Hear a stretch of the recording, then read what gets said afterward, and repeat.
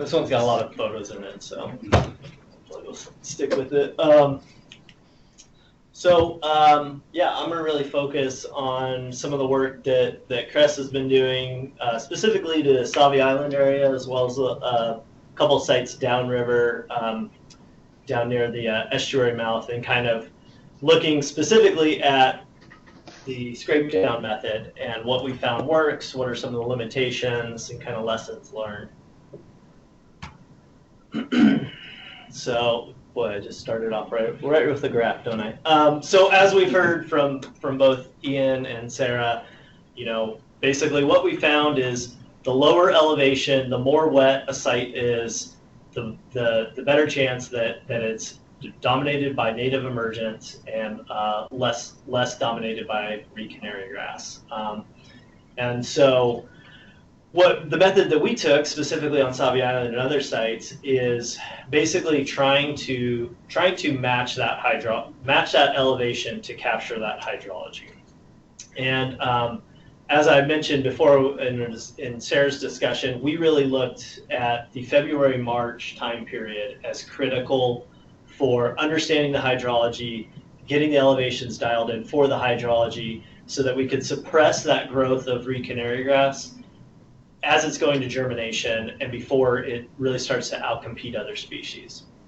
And then another approach that we've been using at several of our sites is what to do with all this material. It's obviously, if you're going to do a marsh plane lowering, you're talking about dropping it down, in my mind, at least 2 feet, maybe 2.5, 3 feet. And so what to do with all that material. Some of it can go to uplands, but other approaches we've been doing, depending on the site, is creating more topographic diversity, whether that's wetland hummocks dominated by scrub species, peninsula-like features, and just kind of creating more edge habitat within the wetland. So as I just said, it's all about hydrology, and I think it's pretty critical that any of your projects have a good reference site to really understand what that target elevation is, and really understand that. And so it's not just a matter of removing the top 18 inches of that rhizome layer. Like, yes, that's important. Yes, that thick layer of reed canary definitely outcompetes other species, but just removing that is not enough. You really need to tie it to the hydrology. And what we've also found is, you know, having a target finish elevation below the mean high water has shown really good results at our projects. And so this is an example of, this was at Ruby Lake on Sauvie Island, which I'll show in a minute. We had a starting elevation of about elevation 10, NAVD 88, and it was almost completely 100% Phalaris. We dropped it down 2.5 feet, depending on the spot, and that's below the mean high. And again, it's really trying to get at that early germination season of February, March, and that's especially important in these freshet-dominated sites, like Sarah was talking about earlier. The hydrology in those sites from basically Longview up is critical for helping suppress it. Another thing that we wanted to consider was, you know, sediment accretion. A lot of these spots, at least the projects I've worked on, they're in these back swamp environments. It's low velocities, it's quieter wetlands. So presumably we're going to see some sedimentation in these areas. And so in my mind, I'd rather go a little bit too low and risk having mud flat or less emergent than go too high and have it all come back as reed canary. And I'll show some photos of that later as well.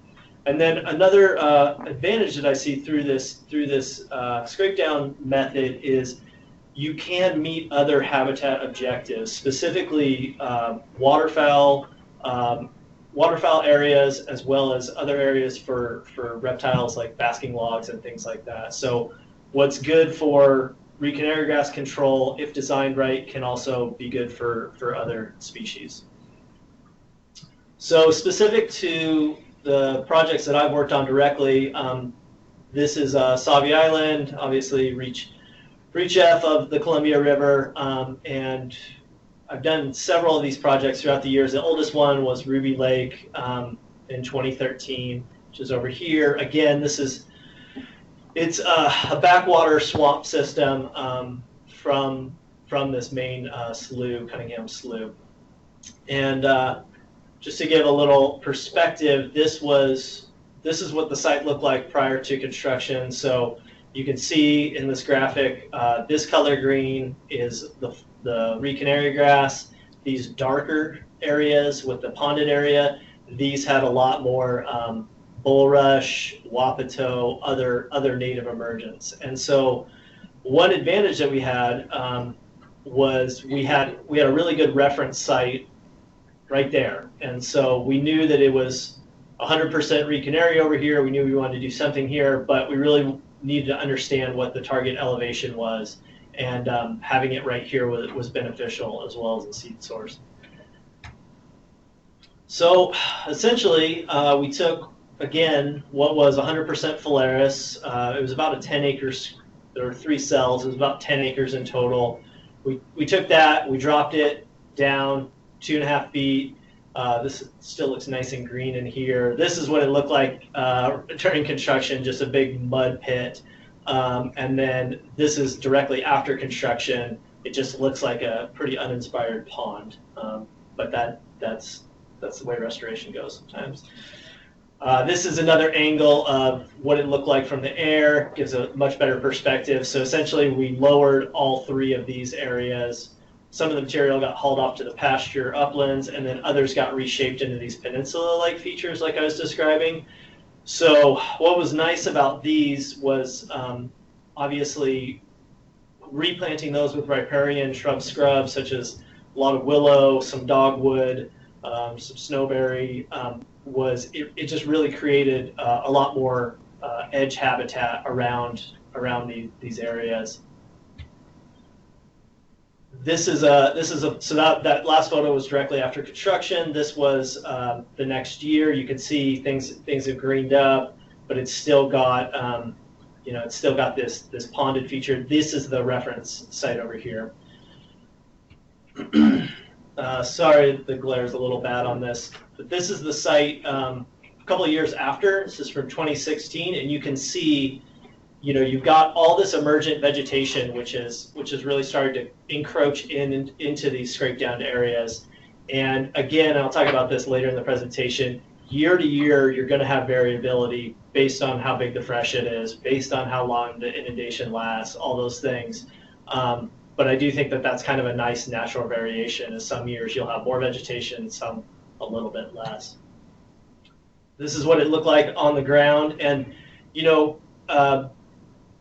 previous presenters are absolutely right. Sometimes with these scrape downs, you do run the risk of not having anything return if you take all the productive soil out of the system.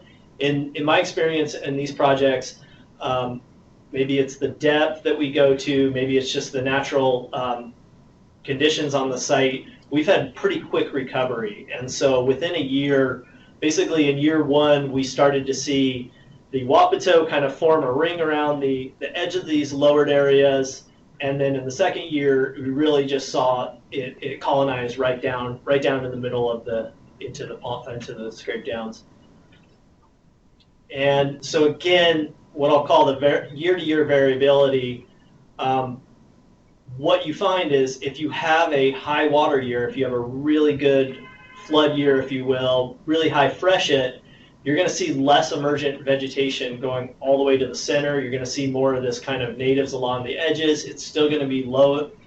It's going to be too low for Reed Canary grass to establish. And then during a lower water year, you might see some Reed Canary grass come in, but you'll also see some of those emergents. You actually kind of colonize further towards the lowest points in these scrape downs. We found also that our seed source in these sites is pretty readily available. So we've experimented with planting heavily, not planting at all, and the sites that we've done, they've all come back really, really rapidly, even without doing plugs or a lot of native plantings. Obviously, that's a site-by-site consideration, But there was enough native seed available where the cells that we planted and the cells we didn't, you couldn't tell after a year which ones would have been planted and which ones hadn't. So that's seeds from when you scrape it down, that's seeds in the seed bank, I mean, underneath the scrape down, or is that from or is that external? Imported? Yeah. It's a good question. There's a reference site right close by there.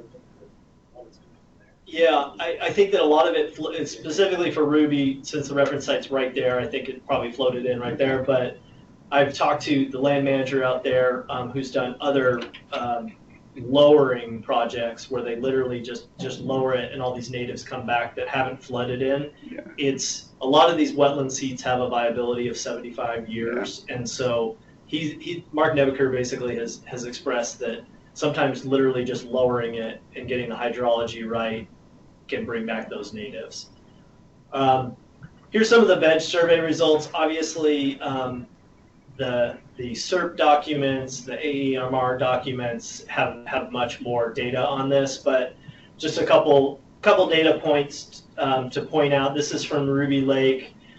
So basically, pre-project project happened in 2013. We sampled it right before construction. You know, you had non-native cover of about 91%, and 5 years later, it's less than 1%. So really good returns, at least at our site at Ruby. Not to say that every project will reach those kind of standards, but that is pretty great. We're pretty happy with that. This on the right is from project that Madeline worked on at the Lewis and Clark National Park down out of Astoria. Again, similar approach, doing this marsh pine lowering. I believe construction was like 2010, 2012, somewhere in there, Madeline. Yep. And this data is from Carla Cole down at the National Park Service. Similar trajectory of if you get the elevation right, if you get the hydrology right, you're going to see a lot more natives and a lot less reed canary. It's not going to take out all the patches of reed canary, but it's really going to make a difference. So that was also straight to. Correct. Yeah. Did they have bobtail come in? Was that the native bobtail? There was an area, it was a site that had two different lowerings, and so on the one that was more to the east, there was bobtail that came in, and then the one that's more to the west, there was not. I think it just had to do with the elevation that they were actually headed to. So what did they do with the other one? A lot of juncus, and we did a pretty heavy planting there too. And so I know that the predominant cover is, is carrot of juncus. There are a lot of juncus. There was a lot of juncus there before the week. Sorry. So is there a high sedimentation rate in these areas where they get filled up? Yeah, that's a good question. I wish Matt Schwartz would have stuck around a little bit, because that's, he's as leading the AEMR, one of the leaders on it. We do have sediment accretion stakes at these sites, so I don't have a good answer for that. But based on casual observations, it does seem like we are seeing some sediment come in, which is not surprising. It's going to flood. The velocities are so low, and it's this backwater environment. You'd expect some of that to drop out. But I don't have those. Matt and the SERP reports would have better information on that. But that's what I'm expecting. And again, like I said before, that's why I would rather err on the side of going a little bit lower to account for that. So what did your soil profile look like, particularly for Ruby? Was it, you talked a little bit about losing the topsoil, but it seemed like there was a pretty deep layer of that. Yeah, I mean, we didn't have any problem with veg recovery at Ruby specifically. Like it came back quickly. And another just kind of anecdotal is observation about Ruby was, so it was a summertime work window. We had record rains in September, so we opened up the site, and then everything just turned really, really sloppy. Like it was really hard to move material. Like we weren't even sure we were going to finish the project, kind of thing. And we ended up getting a really dry October, so we were able to finish the project, but everything like got really delayed. Like we were working much later in the season than we were expecting. But I think that actually helped us because the Reed Canary grass had released its seeds by then. But since we were still working and turning up and taking stuff out of there, I think it actually set the Reed Canary grass seed supply back a season, where that it wasn't just undisturbed dirt that we replanted. It was that seed source has kind of been removed because of our construction schedule. So it wasn't the I wouldn't always recommend going late in the construction season, but it was one of those things where it actually worked out better that the construction went later and we were still moving material later in the season and getting our stuff established really late in the season and getting the Reed Canary grass out of there. We saw good responses on the Dischampsia for the side slopes specifically with that. Hey, Tom, this is Haida. Can I? Oh, go ahead. Well, just a related question about the sediment accretion. Amy is in the field today, so she couldn't be on this call, but I know that one of her concerns about taking the approach of going low overall on the landscape is that we might end up losing the relative balance of high marsh and low marsh. And so I think the sediment accretion rate question is really important from that point of view of how long will it take for these low marshes to become high marshes. And then an additional question is, do you think that when they do become high marshes that they'll be resilient to Reed Canary grass invasion? Yeah, and I do think it's important to remember, I think that that's a valid question of, are we sacrificing these mid-marshes to get rid of Reed Canary grass? But at the scale that we're talking about as well, it's not like we're converting the entire marsh plain system. Just the sheer quantities of cubic yards that we have to move, we're leaving enough mid and high marsh available. We're just really targeting the worst performing areas, if you will, in terms of the invasives. And the question about whether the higher marsh would be more resilient, I think that's something I'll talk about in a couple of slides here. I think that really is the challenge. This isn't in my mind, it's a good strategy for getting it low enough to bring in wapato and bulrush and spike rush for that mid marsh or wet prairie. I think that dialing that in is a lot harder, and I don't think you can necessarily get there through this method. I think you have to explore herbicide treatment or other methods for that. So one of the things I really like about this approach is the fact that you do rely on the natural processes for better or worse. It means you don't have to put you don't have to put any herbicides down on the marsh plain. You really, as long as you're getting your elevations and your hydrology in line, and again, your hydrology is controlled by many things outside the project, but if you're getting your elevations right, you should have pretty good success rate. And I really like the idea of letting natural processes drive the ship on it. Done right, I do think you can have, by doing these wetland hummocks and other features, you can have some topographic diversity. You could essentially create some of this higher marsh, mid marsh, depending on how those materials are reshaped. It also has a lot of advantage for maintenance. Crest works mostly on public lands. We do have some private landowners we're working with, but maintenance is a huge deal, especially for a lot of these public agencies. And being able to do a project and let natural processes take it over is definitely, at least in my experience on Sabi and other sites, the land managers have been quite happy with it.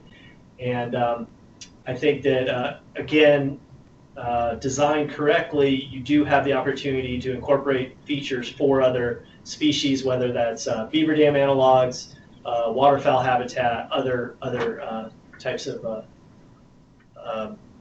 habitat. What are the other sites besides Sabi that have been successful? So specifically down. Excuse me, speak up, please. So the question was, besides Sauvie Island, where we also use these methods, and the answer would be Lewis and Clark National Park, as well as Bear, Mary, and Ferris that Jason Smith just did last summer, which was a combination of county lands and private lands. And Bear, Mary, and Ferris, have they followed the trajectory that Ruby so far? That's really a question for Jason. I mean, it might be too early to tell since they just moved her last summer. Any thoughts on that, Jason? Yeah, Bear, Mary, and Ferris, we just wrapped that up in September. So, yeah, it's really early to tell, I mean, what's exactly going to happen there. And, again, scrape down wasn't a major component of that. It just was in that tiny little corner of the site on Lower Bear Creek. So some of the limitations of this approach, obviously, it's a pretty big cost to lower 10,000 yards, 20,000 yards, 40,000 yards, whatever it is. So you do have that upfront cost, which is substantial, as well as the re-veg cost. You are tied to the river, and so for better or worse, you're tied to natural processes. So you're going to have year-to-year variability. Some years it's going to be really great, covered in emergent, native emergent. Other years, less so. So you have to accept that level of risk, I guess. I also think that, as I was speaking to before, that whole mid-marsh question, high marsh, you know, this is effective at the lower end, but those higher marshes are more difficult because they are so driven by what the freshet's doing, what the federal hydro system is doing, that it really is it's a much harder thing to achieve your vegetative objectives with that. And I'm thinking specifically of wet prairie and things which are right in that reed-canary grass sweet spot, if you will. And then just kind of another observation, natural processes can help or hinder. So beavers, we spend a lot of time thinking about beavers, trying to design habitat features for beavers.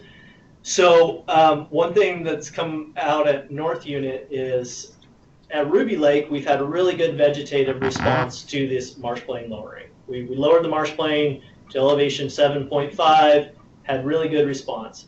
We took that same elevation and we did it to another wetland called Deep Widgeon, which is geographically maybe half a mile, 3/4 away from Ruby Lake. That one is dominated either by mudflat or submerged aquatic vegetation. And so we're like, how come it's so much different between these two?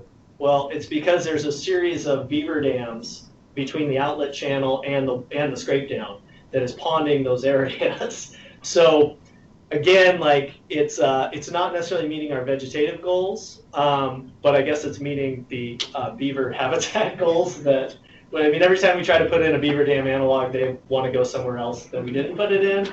And so they're also impacting the veg response at some of these sites, which is kind of interesting. It's meaning happier veg control, veg objectives because it's controlling. It is controlling it, and it's also It's not letting anything else.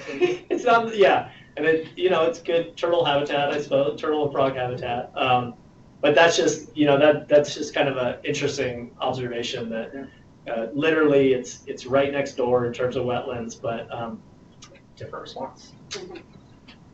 So it'll be interesting to see, like at the North Unit, not thinking Ruby Lake, but any of those February, March this year are pretty dry.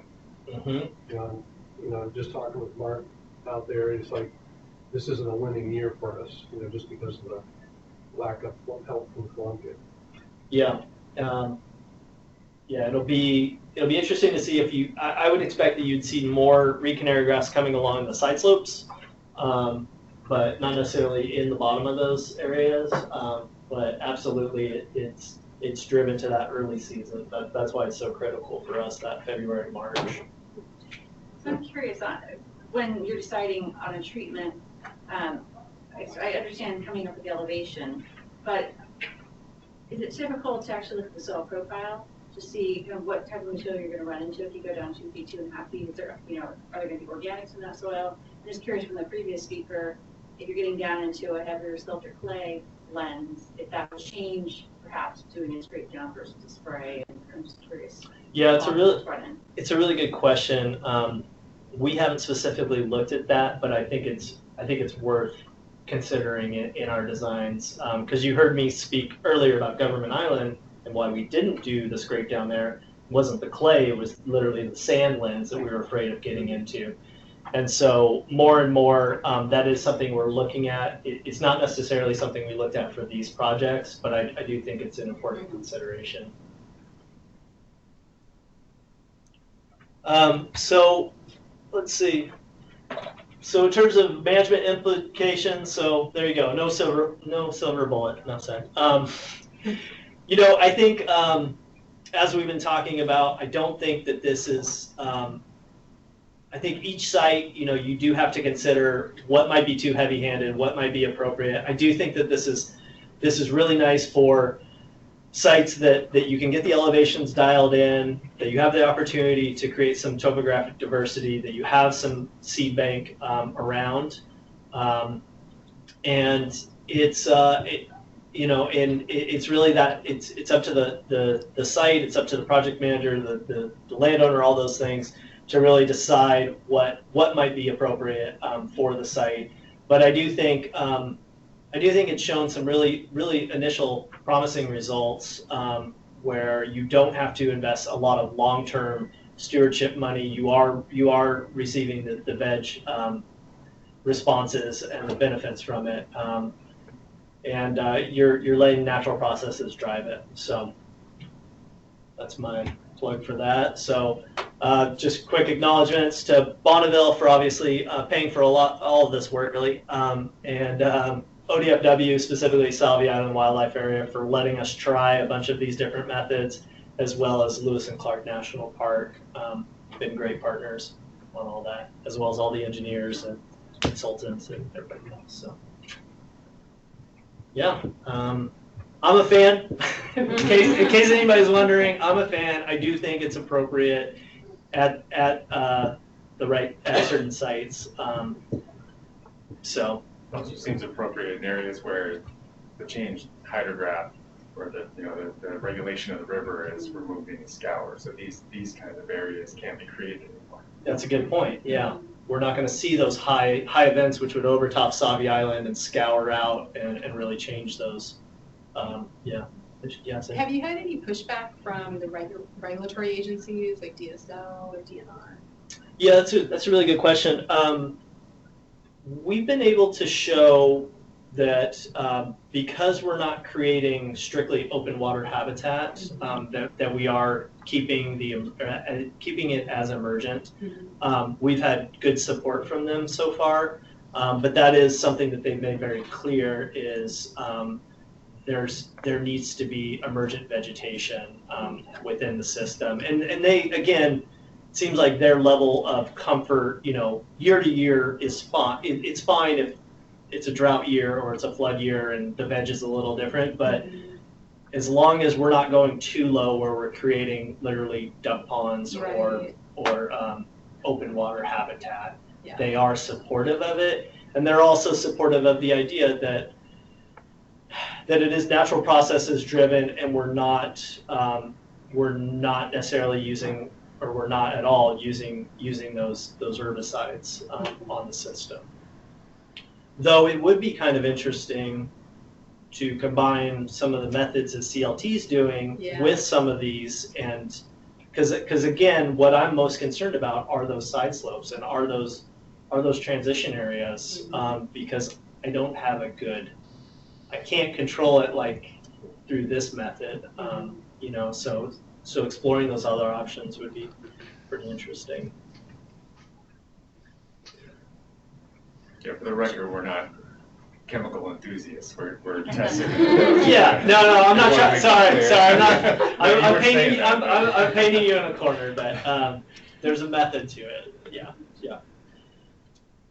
From what I have been hearing, which is great, just wonderful information. Is there thoughts about taking this knowledge and putting in some sort of an integrated control strategy, depending on a site.